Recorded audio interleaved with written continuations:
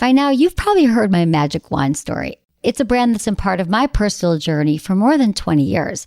But no matter how many times I sing Magic Wand's praises, I'll never be able to fully capture the story of this incredible brand. Well, now journalist and author Kate Sloan just completed a limited audio series documenting the history and impact that Magic Wand has created over the last 56 years. It's called Making Magic. And the series chronicles Magic Wand's incredible brand story through interviews with nearly 40 experts, performers, business owners, educators, and fans. So I got a sneak preview of this series, and what I loved is that Kate weaves together snippets from all their interviews into this amazing story arc. She covers Magic Wand's journey from appliance store massager to its legendary influence on culture and sexual independence, and it's all just fascinating. The first episodes of Making Magic are available now at makingmagicseries.com or on all popular podcast platforms. Just search for Making Magic or visit makingmagicseries.com today. Write down all the patterns. For example, I don't want somebody who doesn't follow through with their word. So if you don't know what that looks like, you can say, okay, well, I want somebody who makes a commitment and sticks to it. So you just flip it. It's called flipping the script. You're going to have it all written down of what you actually do want. And that's the list I want you to focus on. I want you to read this list. I want you to memorize this list. I want you to use this as a morning affirmation. This is how I want to feel in a relationship. Then you'll be much more likely to not only attract those people, but the people who aren't available will no longer be your type. You're listening to Sex with Emily. I'm Dr. Emily, and I'm here to help you prioritize your pleasure and liberate the conversation around sex. So do you always have sex on the first date? Do you always swipe right on people who just aren't good for you? What are your bad dating habits and how can you break them? I asked you to tell me what negative dating patterns you're trying to change, and you delivered. So on today's show, I'm addressing your top dating problems so we can solve them together. Having sex too soon, trying to fix someone, less than ideal partners, having just misaligned expectations, the tendency to audition people for the role of life partner. We're covering it all so you can feel empowered with new partners and have amazing time with existing partners. All right, intentions with Emily. What's your intention for this show? What do you want to learn from this show? Well, my intention is to help you have the dating experiences you actually want. At the end of the day, a date is simply a focused amount of time where we get to spend a few hours bonding with another human. And by the end of today's show, I think you'll feel much more empowered to do exactly that without any of those bad habits getting in the way. Please rate and review Sex with Emily wherever you listen to the show. My new article, Ask Emily Tips for French Kissing, is up at sexwithemily.com.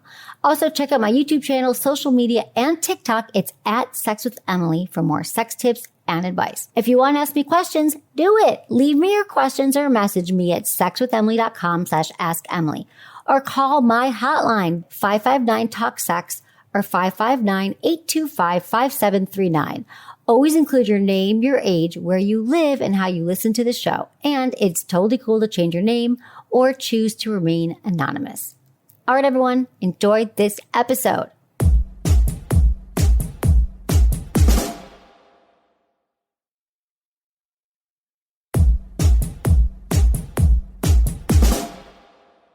All right, let's get into your dating patterns and how we can help you create your ideal circumstances for meeting new people. So I went to Instagram and I asked you all, what bad dating habits are you trying to break? And you gave me so many amazing responses. And then I looked at them and I decided to focus on 3 of your biggest pain points and kind of organize into 3 categories, but I will cover many other points in this show. So here's the 3 categories. See if you can find yourself in here. The first one is your picker is off. Your picker is broken.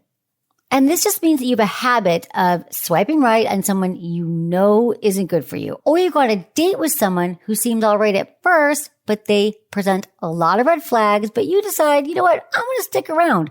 I'm going to try to make this work. Or maybe another pain point, your confidence is low.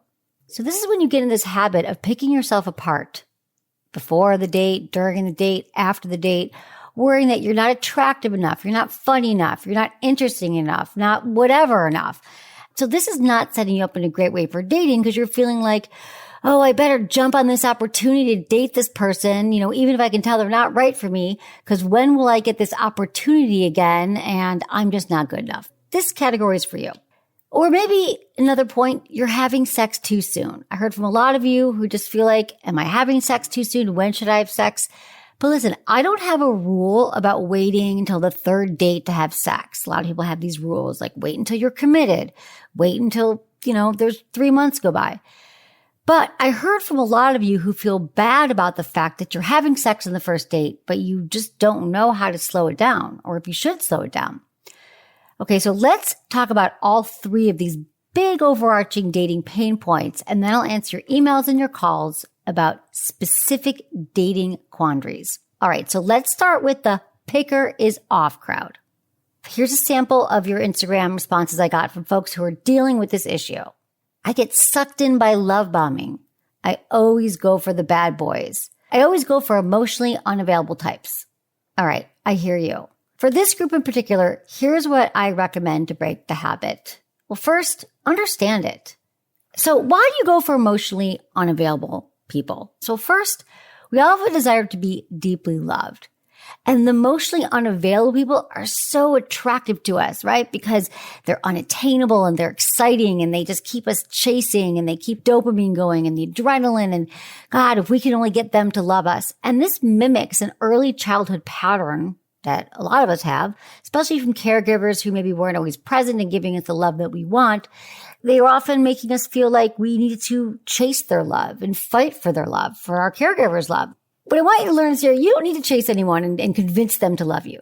But you have to understand that a lot of us are operating from these earlier places in childhood where emotionally unavailable people might be really, really attractive to you. It's this deep yearning to feel accepted and to feel loved. So that's a theory why many of you might be attracted to these people.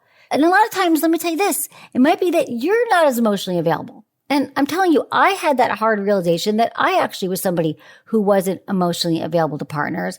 I kept blaming my partners for not being available, and I realized I hadn't done a lot of my deeper work, which to me was really sorted out in therapy. Now there you go, I'm only a few minutes in the show, and I've already mentioned therapy because you know how much I love and recommend therapy. So when you're dating, think about this. Get clear on the kind of person and relationship you want. How do you want to be treated? How do you want to feel with this person? What are your non-negotiables? What will you never deal with in a relationship? This is really a values exercise. And once you write down, I want to be with somebody, that makes me feel heard and accepted and that prioritizes my needs and they're a great listener and they remember what I told them and they remember my birthday and they, that this is how I feel with them. That's really going to help you when you come across somebody who doesn't make you feel that way. That's why you got to write this all down. I'm telling you, it is invaluable. I love journaling, but you can write it in your phone and the notes, just wherever you can easily access it. Write down the patterns that you want to break. What are the patterns you want to break? Are you dating narcissists? Are you dating people who just make you feel like crap, who say one thing and don't follow through with it? Write down all the patterns. And I get it. Sometimes it's a lot easier to write down what we don't want. But then when you look at what you don't want, for example, I don't want somebody who doesn't follow through with their word. So if you don't know what that looks like, you can say, okay, well, I want somebody who makes a commitment and sticks to it. So you just flip it. It's called flipping the script. You're going to have it all written down of what you actually do want. And that's the list I want you to focus on. I want you to read this list. I want you to memorize this list. I want you to use this as a morning affirmation. This is how I want to feel in a relationship. Then you'll be much more likely to not only attract those people, but the people who aren't available will no longer be your type.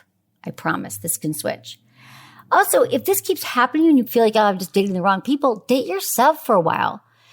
Sometimes if your picker feels broken, you might feel like you have to be in a relationship. You have no choice to be in a relationship. And you, in fact, might feel anxious when you're not in a relationship.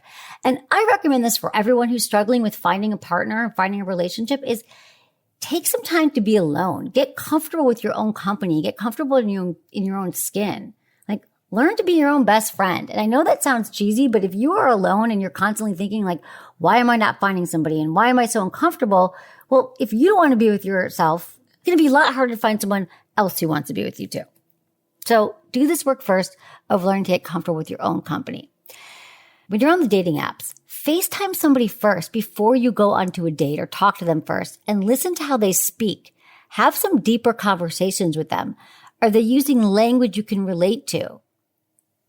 When we hear somebody talk, answer our questions, we're getting really, really valuable data. So don't be afraid to ask questions like, and I love this question, so tell me why your last relationship ended. What are you really passionate about? If you guys do this work ahead of time by talking to somebody, you're going to get a lot of information, especially if you listen. Because if somebody answers, why did their last relationship end, and they start going off on how horrible their partner was and their partner was crazy or did all these things, and they're not taking any responsibility for themselves, well, you just gathered some more useful information about this person that might not be the best fit for you. And then also during this FaceTime, are they asking you questions? Do they seem emotionally intelligent? Like your friends are, the people that you're attracted to spending time with, just in a platonic way. So if they do come across as someone you want to talk to and you feel good around and safe with, then you can go out and have a date with them in real life. The other area of daters I've recognized is low confidence. And again, side note, I don't think that confidence is ever anything you arrive at. I think for many of us, it's a daily practice. Our confidence ebbs and flows, but it's something that we have to constantly be working on. But I'm just going to say for these purposes, these are the kind of statements I heard from you. See if this resonates. I struggle with negative self-talk while dating. I find myself dependent on my partner's mood. If they're mad, I'm mad. It's super toxic. Side note, that might be a sign of being in a relationship with a narcissist. You feel like you're very dependent on them. They're controlling your moods. And we have done great shows on narcissism. You can check out our show with Dr. Ramani. Another thing you said is you put the other person on a pedestal and you struggle with anxious attachment. Another thing is I self-sabotage, telling myself they would never like me when I wanted to ask someone out, so I just don't ask. So how do we tackle negative beliefs? I think the first thing with negative beliefs is noticing that you have them. This is not just a dating problem. This is a life problem. So the first step would be to invest in internal work on yourself, shore up that internal security first. Tackling negative beliefs in therapy is also really helpful. I found also there's affirmations and talking about it and having positive, supportive things that you can say to yourself in the morning and about dating and repeating them. I am worthy of finding love. I'm worthy of finding a partner. I will find a partner who matches my spiritual, emotional, and physical goals and desires, and just really getting clear on who that person is that you want to bring into your life. Like getting really clear on how it feels with them, what you're doing, and realizing that you deserve it and that the negative beliefs are not the truth. Just keep reminding yourself of that. The other thing about confidence is a lot of times there's a scarcity mentality that we have, like I better date somebody right now, or there's not that many people out there, and this might be my last chance, and this might be the only person who's going to like me. That's a self-worth issue that you might see coming up in other areas of your life as well. And you just might be trapped in a cycle of unsatisfying dates. So I think it's really important, like with this particular pain point about confidence, is that you don't have to audition to be likable. Dating is like making friends. So don't worry so much about being picked. A lot of people lose their opinion of what they want and who they want in the process of dating because they're trying to impress others. I hope this person likes me. Why didn't they like me? And it's all about them, and it becomes less about you. Instead, focus on do I actually like this person? Do I like them? Do I want to go on a second date with them? Are they right for me? If you think about you're auditioning them, right? Do they deserve you? So this is just another mentality flip that I think sometimes we're just I'm going to get this person. I'm going to get them to like me. I'm I don't even know that I want this. So think about that. So let me just give you some general confidence tips here that just, again, I think that confidence is a daily practice. So surround yourself with positive, supportive community. Do things that make you feel good about yourself. Set goals with work, with your health, with travel. Have a beautiful, wonderful life that you feel good about, that you're confident. Do you like your career? Do you like your friends? Do you like the way you're moving through the world? And I think the more that we have a life that we really love living and that we feel good about, that's going to really help with confidence. You're going to be proud of yourself and proud of the person that you are becoming. And so I think when we just have all these areas of our life that aren't feeling great, like you're not loving your job and you don't love your roommate where you're living or your home, and everything just feels kind of blah, it's really hard to go out and be but I'm really great. You should date me. I'm not feeling great. So again, it's okay to also take time off from dating It is the most valuable thing you can do is say, you know what? I'm taking dating off the table. I mean, I did that for a year and a half during the pandemic. I said, I'm not even going to think about it. I'm not even going to date right now. I'm going to focus on my business. I'm going to focus on my health. I'm not going to date. And I've done that at other points in my life too. I used to call it a manatorium, which is like a moratorium on men. And I would take like 6 months off and I'm not going to date. And there's something wonderful that happens because you open up so much more space in your life, in your brain and time. If you're not always thinking about swiping and dating and am I going to meet someone? Am I going to be alone? Like that's bullshit. I think that the more you actually take some significant time and say, who am I as a single person? Who am I alone? What is my life about? How do I make it the most exciting and enriching and satisfying life? Then you'll be more ready to go out there and date and find your person. You know, the more success you have with relationships, like just even friend relationships and work, again, the more confidence you're going to have in life. And remember this, perfectionism, a lot of us experience that. You don't have to be perfect to date. In fact, guess what? You're never going to be perfect. It's okay to go out and make mistakes and learn as you go. And let me say a note about perfectionism. It's always a good note to hear that nobody's perfect. You're not perfect. You're never going to feel perfect.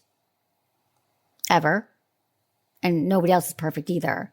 So just go out and the more real you can be and the more yourself you can be, the less you're putting on airs and trying to pretend you're someone else, the more likely you are to show up as your authentic self and attract more authentic partners who are like-minded and who want what you want. And if you want more, we did a great podcast with Logan Ury, How Not to Die Alone. And she talks a lot about perfectionism. And this might be you. You're somebody who's like, oh, I got to wait till I lose 10 pounds a date. I'm going to wait till I have this great job to date. And then you just keep delaying. And guess what? You never date. So you want to put yourself out there. You don't want to wait for the perfect time because the perfect time will never arrive. Next category, sex too soon. Okay, so this is the crowd.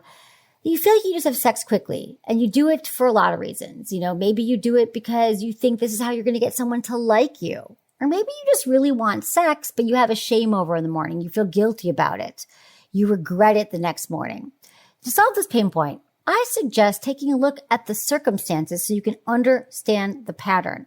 What happens when you regret having sex right away? Too many cocktails? Are you worried that someone won't like you and you kind of needed to do it for them to accept you and to like you? What is the underlying root issue driving this happen? Is it societal? I hear from a lot of you who think, well, I sort of have to sleep with somebody at the first date. It might be the only chance I have, and it's what's expected. Like maybe this person won't like me if I don't, or how will I ever know again? You might have some beliefs around dating that need to be upgraded. You know, like software on your phone. Like they don't actually exist anymore. I hear this from a lot of you, like, oh, I thought that I needed to do that. Or I thought that you have to call someone back right away. Or there's all these like outdated rules that people have about dating. Like who pays and who asks for this or that. And like a lot of that's changed. It's 2022. So make sure that your rules are your rules and not some societal throwback fake rules that aren't your own.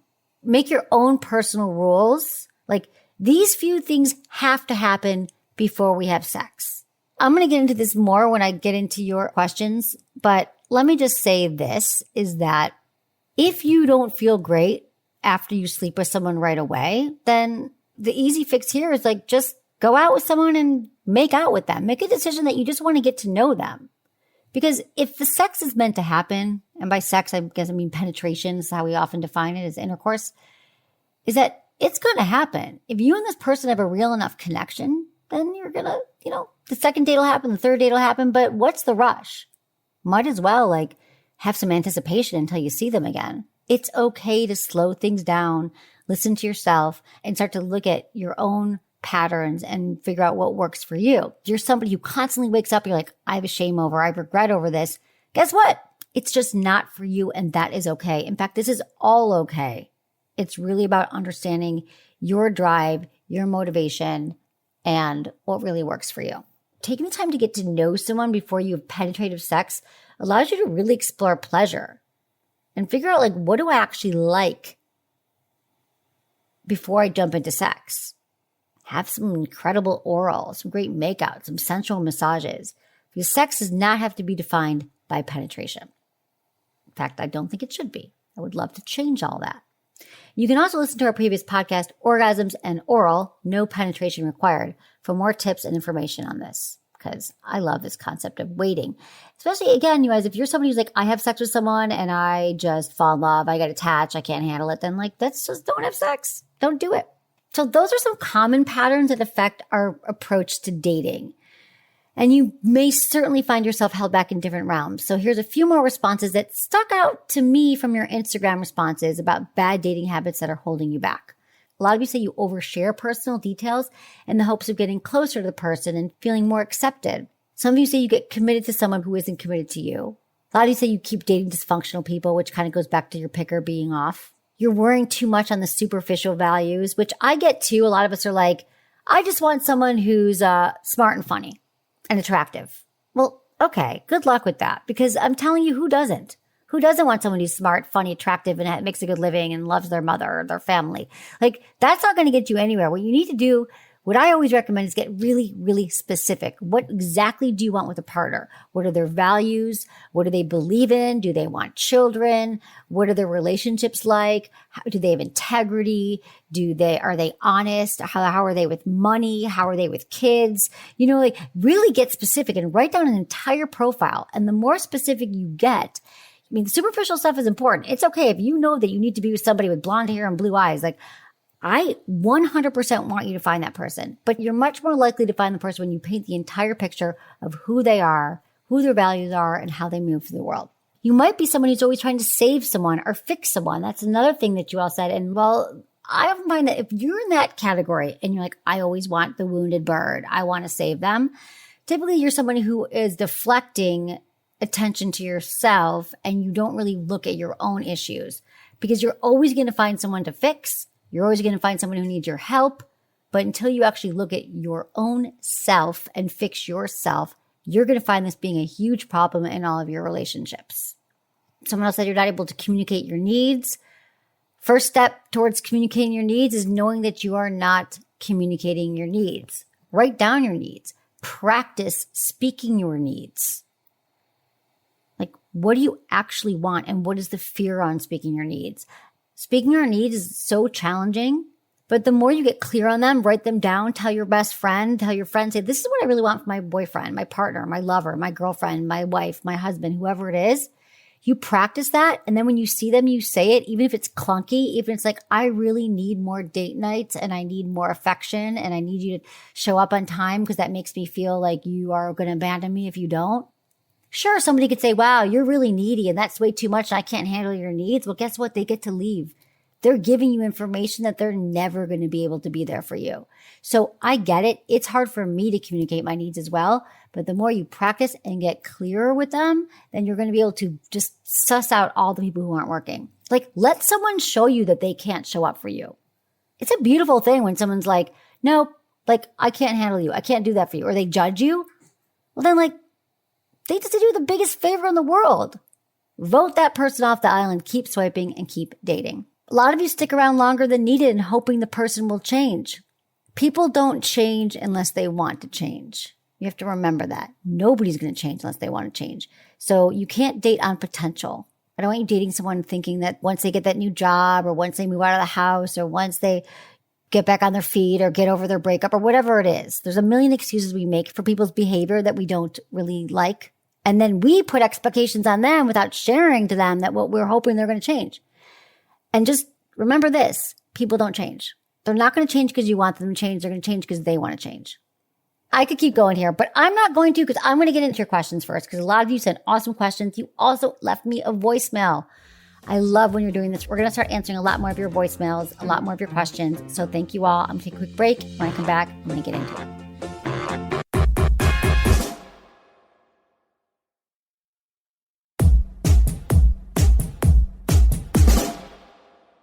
Hi, Emily.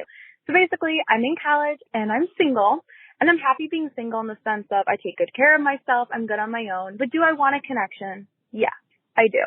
So this year has kind of been like my bachelorette year, meaning I've hung out with quite a few guys. I mean, quite a few for me, but it's always the same thing. We'll meet at like a social event. Sometimes I have a little buzz, sometimes I'm sober, They'll come to my place. I'll go to theirs. We don't sleep together. It's just like, we'll make out. That's it. And then the next morning, typically I just lose interest. Or the one time that I liked the guy, he wasn't interested in me. And this has happened 7 times. And it's gotten to the point where my friends don't even ask me about boys anymore because they know the shelf life is so short. So I guess my question is, do I need to change my habits? Because I was watching this movie and they said, if you want things to be different, do things differently. And obviously I'm not getting the outcome I want. So am I the problem? Or is this just what being a young adult is all about? You got to kiss some frogs. Let me know. Give it to me straight. I can take criticism. Thank you so much. I love your show. Bye. Thank you so much for your question. I totally feel it. I'm picturing you up. You're going out. You're dating these guys one after the next, and you're just not into them. And I get it. Like, this happens. Like, I think that a lot of this is also being in college. You're out, you get buzzed, you meet someone, you wake up. How do you actually know if you're into somebody? If you're out drinking and then you wake up in the morning and you're like, oh, they didn't offer to get me breakfast, so now I'm not into them. Like, what is the criteria that we're measuring this on? I don't think you have enough time and space to actually get to know people with the situation and the time of your life that you're in. So I'm really curious about that space in between there. Like, what is happening? Do they do something? Do you realize something? Do you just get bored? Like, let's just get really specific about that. And again, it could be that there was something already existing that you saw, a red flag or something that you're like, I'm not going to look at it now because I just want to have sex. Or maybe you were drinking and you override. Often we override ourselves when we're drinking or doing drugs. So that's just something also to pay attention to. I always hear people in college, they're like, oh, there's just no one dates and just hooking up. And so I think when you get out of college, you're going to find that if you slow this process down and you decide, you know what, I'm only going to go out with people for lunch dates. I'm going to FaceTime them first and screen them. I'm going to see if I can have a more in-depth conversation with the person and get to know them. Is it someone that I actually like? And I don't just like them when I'm drinking and they're hot at a bar. Now, there's a lot to be said for attraction. We all want to be with someone that we're attracted to, but I'm talking about a little bit more depth, a little bit of getting to know what this person's all about. So is there a common pattern here? Like, what changes for you? Like, you meet these guys and you lose interest. Is there a common theme? Like, oh, every guy I lose interest in all of a sudden picks up his phone in the middle of sex. Or every guy I'm interested in plays a certain sport. I mean, you know this. Or is it just that time passes and you get bored? Is it that, do you have an expectation in your head? Get really specific and really clear about what's happening. This is fun, you guys. Becoming an expert on our own dating patterns and our own ways of thinking about relationships is what's going to get us out of it. So write down the patterns. Again, I think this is useful for everybody to journal, write down what you look for in a partner so you can be more assured and intentional when you meet people in the future. I get that you're in these cycles. There's also something to attachment and fear of getting hurt and fear of being abandoned. So you just don't want to open yourself up, which is really common. It has a lot of different names: commitment phobic, anxious attachment, avoidant, all the things. There's a lot of different things to call it. But it's all sort of saying the same thing. And that is, if I open myself up to somebody, there's potential for me being hurt. And that fear is greater than my desire to find a partner. And for many people, that's how we live our lives. We literally go through life just letting people in a little bit.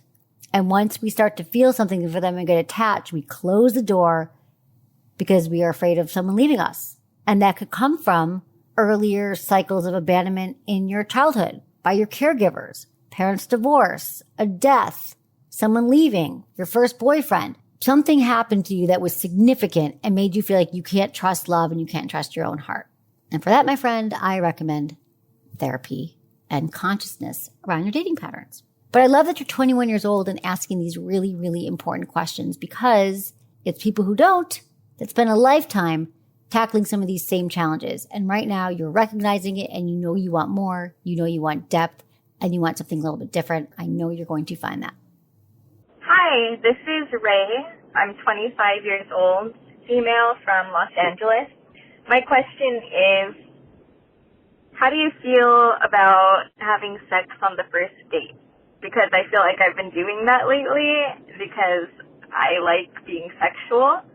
But I don't know, thinking a little more long term eventually. Like, I'd like to date somebody and eventually be in a serious relationship again. Right now I am just having fun. But do you think, like, I should wait a little bit longer to have sex with these guys? Or do you think it's fine? Like, if, like, this is just a phase in my life that I want to be having sex on the first date, like, that's fine, right? So yeah, let me know what you think. Thank you.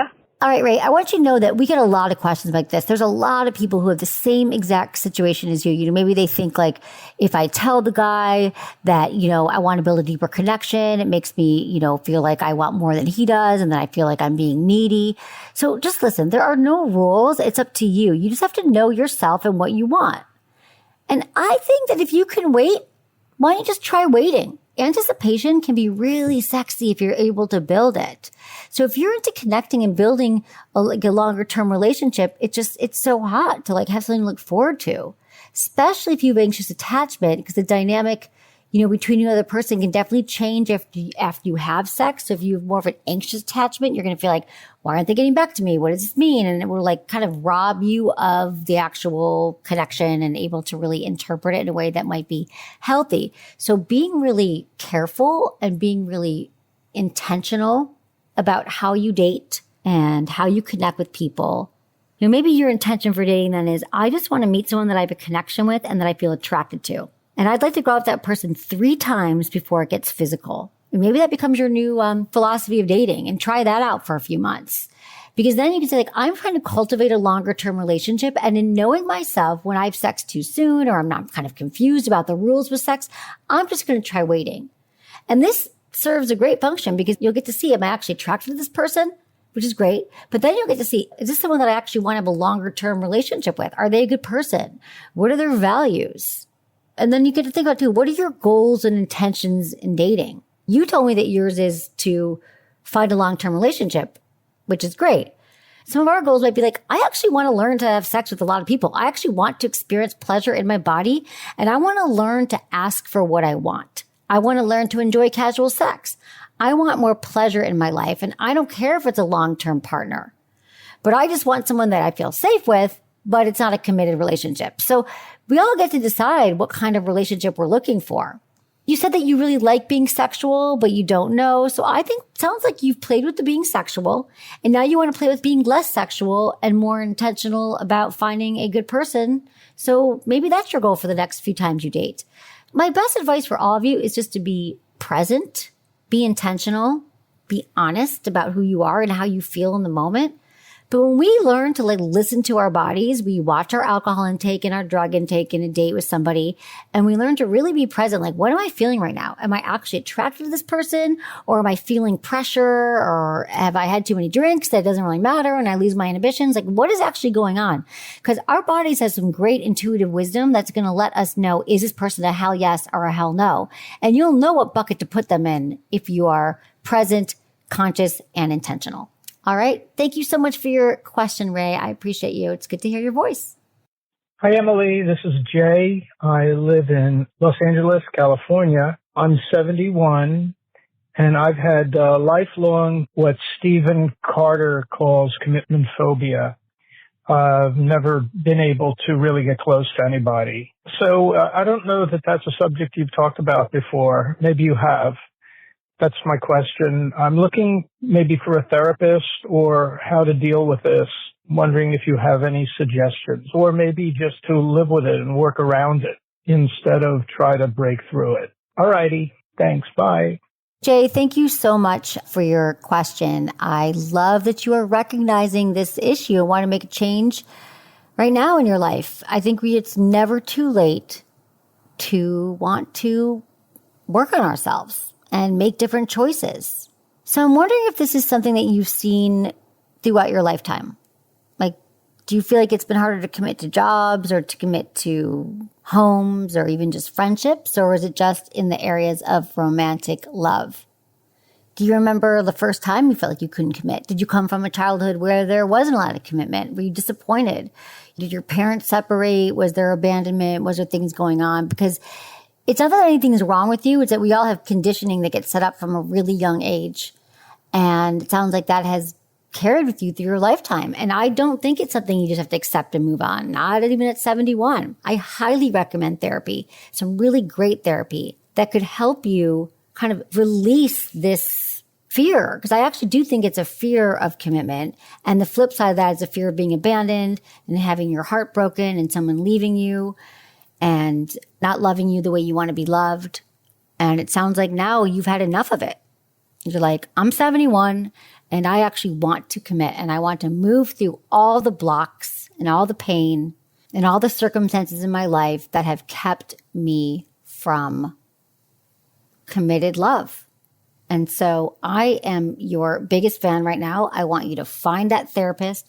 I want you to find that person that you can really work with and trust to help you move through this. So I would love to follow you on this journey, Jay. Keep me posted. It's great to find a therapist you can work with. Maybe there's some trauma therapy, some EMDR. The reason why I like EMDR therapy is because it allows you to, we call it trauma therapy, but I think trauma is such a loaded word. But sometimes it's just patterns. It's like a pattern recognition therapy. It's going to help you like break that which is holding you back. So I'm all for you finding love, Jay, and I can't wait for it to happen. So keep me posted. I will be here for you. This is from Matthew 23. Hey, Dr. Emily, I'm a 23-year-old guy, and I had a question regarding confidence, flirting, and charisma. For some context, I struggle with depression, and although I'm working on it with a therapist and a psychiatrist, I still seem to have trouble with self-esteem, and it becomes worse around attractive women. I keep up with my fitness, I enjoy writing poetry, and I consider myself an emotionally and mentally intelligent person. But despite all that, I haven't had a date in 2 years and haven't had sex in 3, although I admit I haven't tried very hard to find a date. How do I build up the confidence to approach more women, to build flirting skills, to ultimately become more charismatic?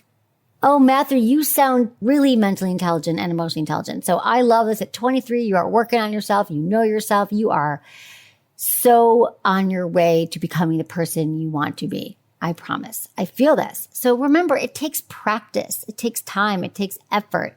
And I don't want you to feel discouraged that you haven't had a date recently. You said you haven't been trying. And there's been a lot going on in the world where a lot of us have not been out there dating. You know, confidence is something that sort of ebbs and flows, sometimes day to day, sometimes month to month. And so, you know, you haven't been dating recently, so confidence around dating would definitely be lower. I mean, that's why a lot of us are having social anxiety lately that we never had before because we just weren't interacting with as many people. Few specific tips for you might be to, one, just try dating apps. It could be a great way for you to just practice flirting online without the pressure of talking to someone in person. People love Hinge or Bumble as dating apps right now, or even Tinder. And you can just start practicing getting your dating personality back or delivering your dating personality, asking questions, getting to know yourself. And then if you find you like someone, meet them for a drink, meet them for, lunch, have a FaceTime date and get to see if you really connect with someone. Another recommendation I have for you is just saying yes to all the events that you get asked to go to. Parties, events, meetups for areas that you're interested in, doing things that are outside your comfort zone. Tell all your friends that you're single, that you're looking to date someone and be fixed up with, because this is a practice. What you're asking for is confidence in meeting people. And I'm telling you, it's a muscle. If we don't use it, we lose it. And if we've never used it, we don't have it. So when you're out there and you're meeting people and you're saying yes to events and you're going out on dates, remember, it is a practice. It is like learning to flirt and communicate and just talking to someone and even talking to anyone. Also, I recommend practicing talking to people that you're not attracted to. Just somebody that's waiting next to you in line at the coffee shop, somebody who's on the bus next to you, somebody at a party before someone gets there, just say hi. So who do you know at this party? What brought you here? How was your day? How about the weather? It doesn't matter. But those are the things that help build you more confidence, because when we actually start having healthy conversations with others, whether we're attracted to them or not, that builds our confidence. So what I'm hearing here is just some practice. Because listen, you're also a writer. You write poetry. I'll bet you'll be an excellent texter, conversationalist. And remember, asking questions to somebody is also a big part of just connecting. So asking questions, repeating back to them what you heard, oh, you're from Michigan? Really? From Michigan? Tell me more about that. I've never been there. What's it like? Just being interested. It's not so much about being interesting. I think people think we have to be so interesting and have all these things to say, but oftentimes we sort of be a good listener. Also, before you go on dates, it's really important to have like a pre-date ritual, especially if you get those first date jitters and concerns. So when you start going on dates again, have a list of affirmations, have a list of like who you are and how you want to show up and all the wonderful things about yourself. I'm deserving of love. I'm deserving of connection. I have a great job. I know myself. I take care of myself. The more we can fill our brains with positive thoughts, it will counteract the negative ones, the limiting beliefs. It's like a diet. Like it's like what you put in your body, like you are what you eat. Well, if you're only chewing on negative limiting beliefs, that's who you're going to become. But if you start filling your brain with positive things and beliefs and knowing that you're going to find that person, that you are a person that's deserving of this, then that's what you're going to attract and that's what you're going to find. So for a lot of you who've emailed and called with questions, and this relates to you too, Matthew, it's really just a matter of getting out of our own way. And just saying like, I'm going to try it. It's going to be uncomfortable. I might get rejected. You might feel hurt. You might feel like you're not enough. But the more we just keep moving forward with forward action and intention and dating and getting out there and meeting people and moving through the world and being social, you're going to get a lot more comfortable in your own skin and talking to people and finding that person that you want to be with. So to answer your question, building the confidence to approach more women and build flirting skills, it's going to be by practicing being you, your authentic self, and showing up wherever you can as that person. All right, Matthew, thank you so much for your question. I appreciate you.